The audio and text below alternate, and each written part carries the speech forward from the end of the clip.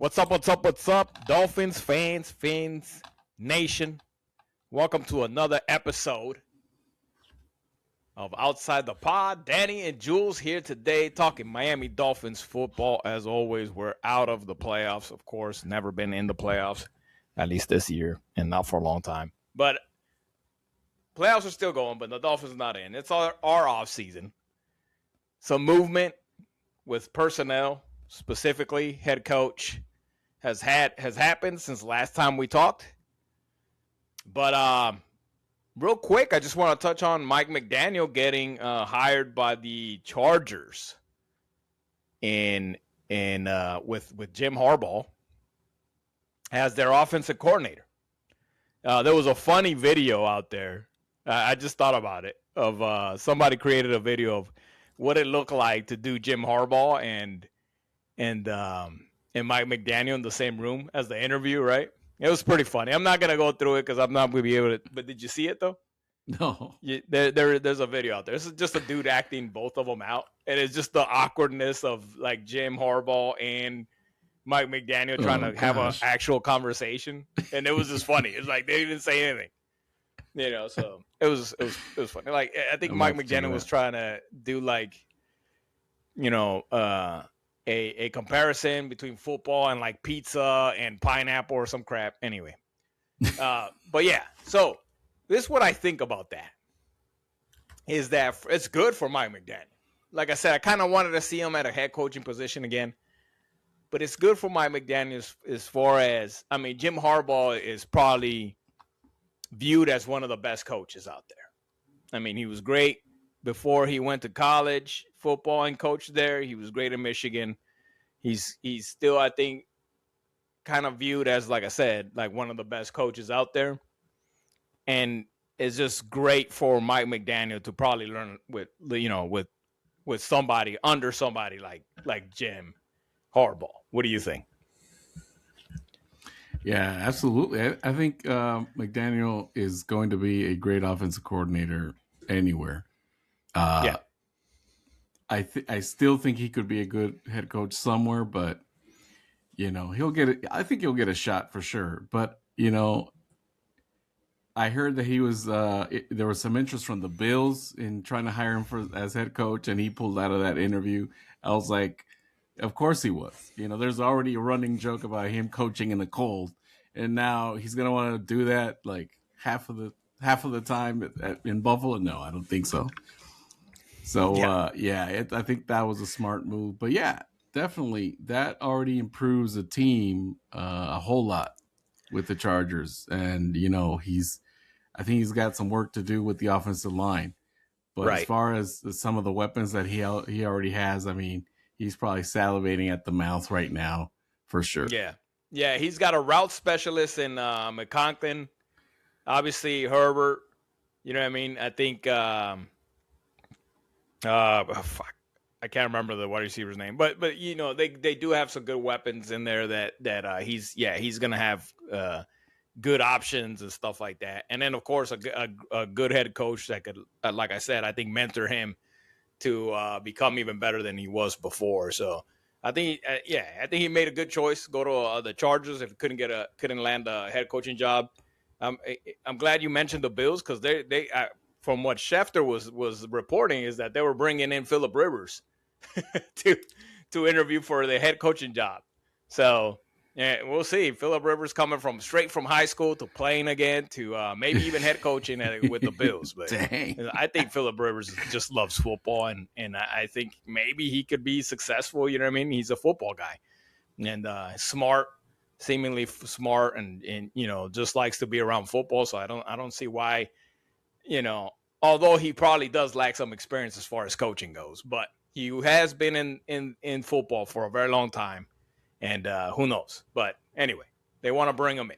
So into Miami Dolphins now, some real Miami Dolphins talk. We already talked about Sully being the GM, and being a Packers guy, a longtime Packers guy. They bring in Hafley. So Haf is now in the building. He's met with the players, and he had his introductory presser. And, I mean, what can I say? He says all the right things, right? I mean, and that's basically everybody that gets hired. They usually get hired because guess what? They probably interviewed pretty well. They had some good talking points. They were able to sell themselves to the team well enough to where the whoever was making the hires was like, you know what? This sounds like it's our guy. So I'm not gonna, knee jerk react, or I guess I wouldn't call it that, but either way, I'm not gonna get too hopeful. I know that, like I said, he said all the right things. He looks like a coach. He talks like a coach. He's had a lot of experience. He's been around football for a long time. He's been a head coach in college. He's been a defensive coordinator for many teams in the NFL. He's been all around the place. So he does have a lot of experience. So as far as having experience to, besides being a head coach in the NFL, he's right there, right? Like, he's had so much experience that, okay, he is ready to move on to the next level. You would, I think everybody would agree with that. So, but I don't want to move too past myself and say, hey, this is the right guy. Obviously, there's too much that goes on. And not only that, but there's a lot of other factors like a quarterback that's going to play into it. But how do you feel about Sully bringing in another Packers guy? Do you have any concern that this may be, like we talked about last episode, a kind of a bias pick, a friendship pick?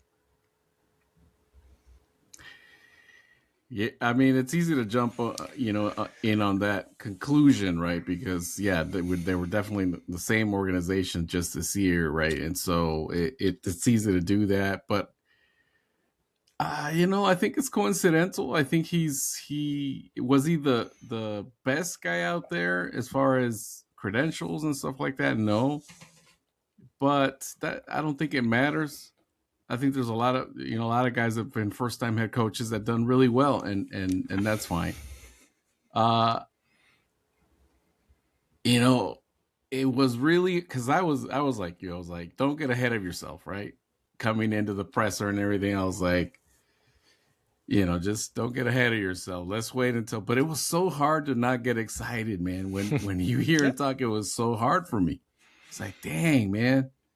Because he did say the right things, but it didn't feel forced to me. I've seen some other head coaches pressers get hired, and he seemed very genuine, very likable guy. At first, before I heard him talk, and I saw these pictures when Adam Schefter was, breaking the news and everything, I saw this guy has a really punchable face. I don't like, he's. Like, that was my prejudice, right? And but as soon as you hear him talk, dude, he looked like a Border Patrol agent. But he won me. And somebody said that on Twitter. It wasn't me. It wasn't me, right? But somebody said that he especially nowadays, right, where it's like it's kind of a rough area, right? Somebody was like, yeah, he looks like an ICE agent or whatever. Jeez. Anyway, go ahead. Too soon, man. Too soon. Yeah, no, too soon. Especially for us brown people. We gotta be careful. Just kidding. Yeah.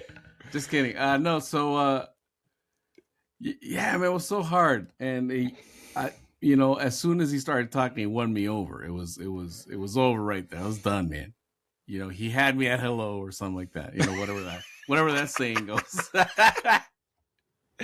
What's that from? Is that from Jerry Maguire? Jerry Maguire football movie. Come on. Yeah. Yeah. So no. Maybe he shows us the money. Maybe. No, I some of the players seem very excited. There was a report there that someone said, one of the players said, "This is our guy right here," and so it's just so hard to not get excited, man.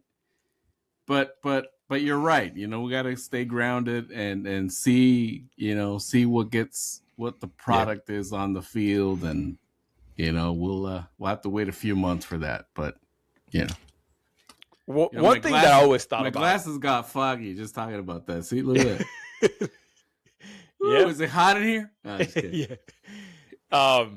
Yeah. Okay. So you're excited about the new coach, but my concerns are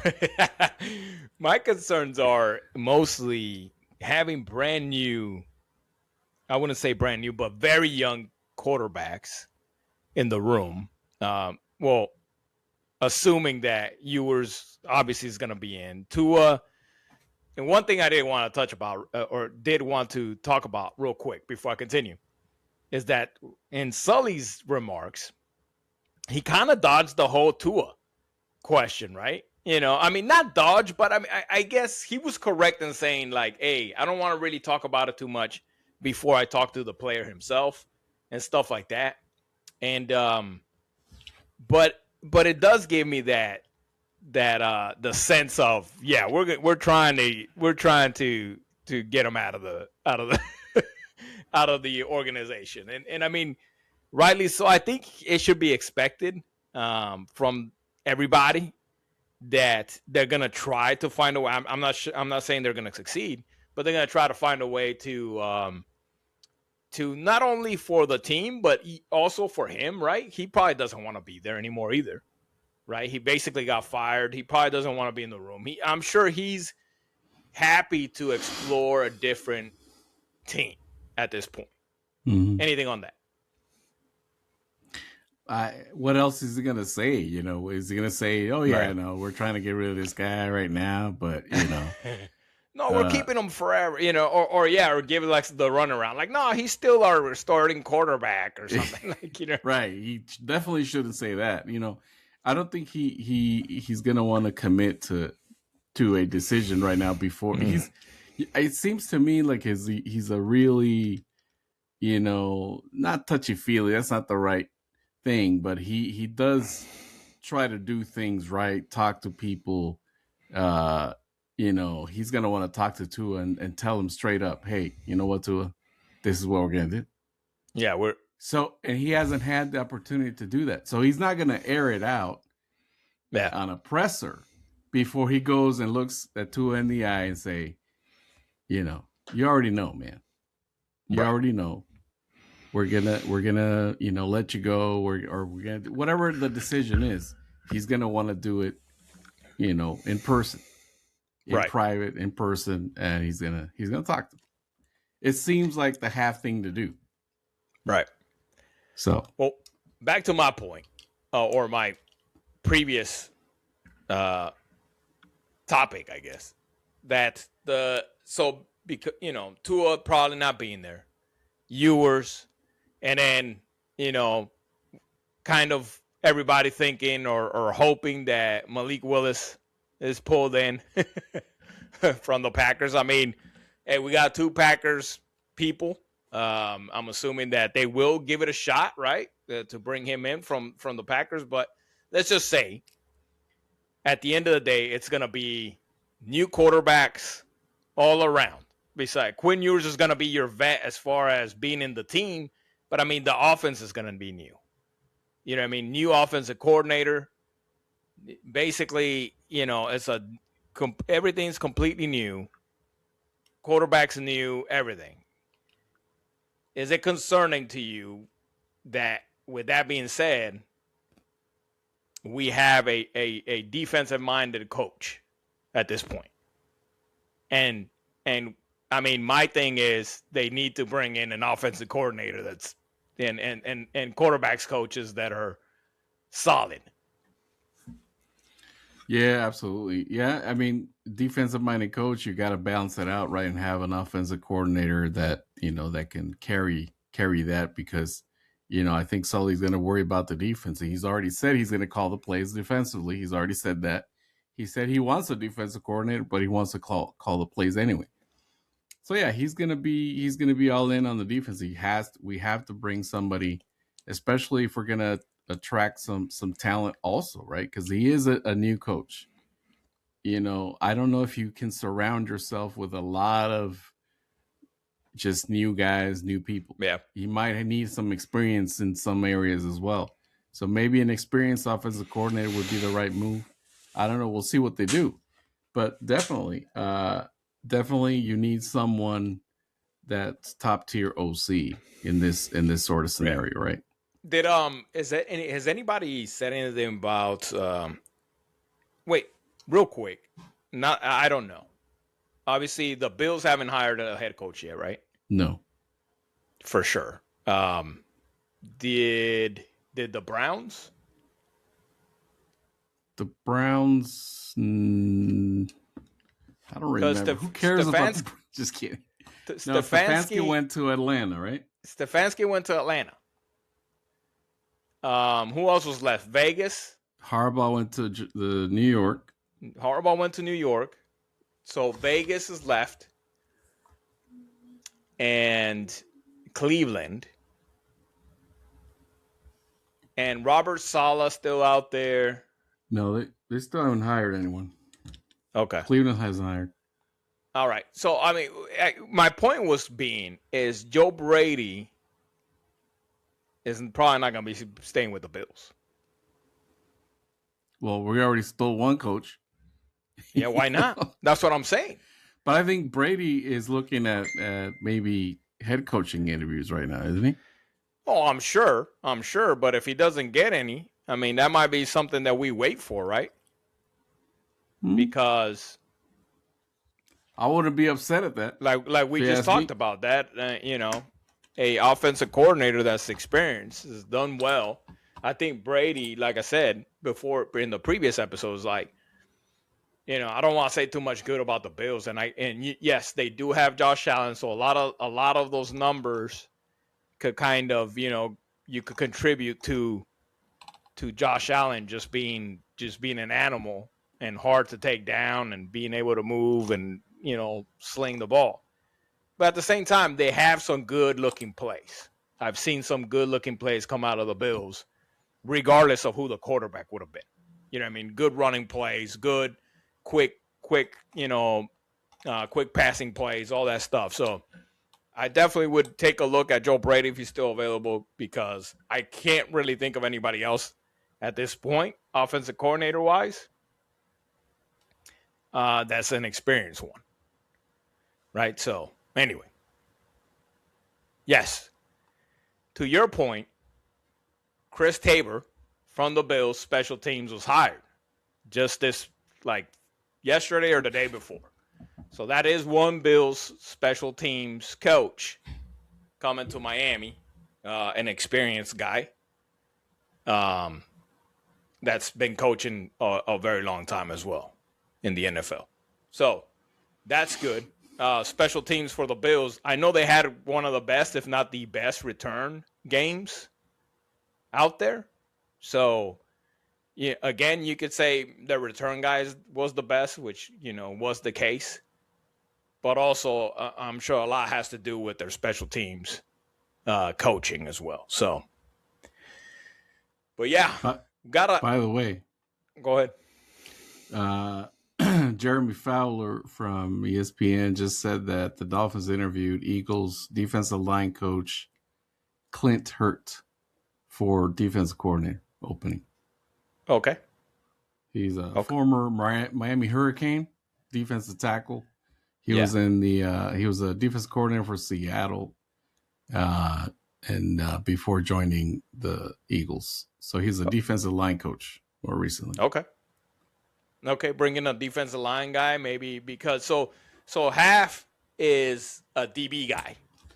Yeah. So probably bringing in some defensive line minded guy, probably kind of helps him get the right pieces in, and helps him, get a good defense together, not just so specific to DBs or whatever. I'm sure Haf probably knows a lot about the defense as a whole, just because he does have experience. But like I said, he does have a defensive backs coaching background. So, but yeah, so a defensive line minded coach as a defensive cord might be good, is a good addition to kind of balance that out, and hopefully have a pretty good D. And then obviously in the same note, as we said, we need an experienced guy in the offense. You could roll the dice on a younger guy that hasn't had that much experience just yet in the defense, because your head coach has all the experience, and he could basically deal with a lot of that stuff that may come on, and the defensive line guy could learn from that. So, how are you feeling about the playoffs right now? real quick before we close this out? Well, Fins Nation probably gonna kill me, but I got the Patriots winning the Super Bowl. I'm in a pick'em league, and I have to be honest with myself, man. I do think the Patriots are gonna win the Super Bowl. How can you not? But right now, I mean, not that they're running away from it, but with it. No, but I mean, I picked them since the beginning of the playoffs. We both thought Patriots were gonna be really good this year. I didn't think the Super Bowl, but at the beginning of the playoffs, but they were going to make a push. The Patriots, I thought the Patriots are going to win the Super Bowl. I still think so, and I have them playing the Seahawks in the Super Bowl. So I'm still alive in my pick'em league, man. I still got it. So left is the Rams and the Seahawks, right? It's Rams, Seahawks. Yeah. Okay. And then the Patriots against the Broncos. The Broncos could be tough. So it's not a given for sure. But yeah, I think out of that whole thing, I think you're right. I think the most likely outcome, unfortunate for, I guess it's a familiar territory for for the AFC East to just look up at the Patriots for a long time and watch them win Super Bowls, man. I mean, it's killing me, man. It's killing me. When I'm picking, I can't pick from the heart. Right. You don't want. You gotta lose. But yeah. So, but it does kill me. Deep down, I'm like, dang it, man. Right. They were supposed to be rebuilding for a few years, a couple more years and still, feeling some of our pain, man. Yeah. So it's just killing me right now. And that's the thing, right? Like, what did they do right? And you start looking at things like, just the whole Mayo situation, right? He was always just a buffer. He was always just a stand-in. You know what I mean? Looking back on it, they just put him in there I wonder if he knew that. I wonder if he knew. Like, hey, man, we'll give you a shot for a year. Just know that this is just a quick shot because we're looking at somebody else the year following. Him and Rob Kraft are probably the only two people that know that. Yeah. But maybe.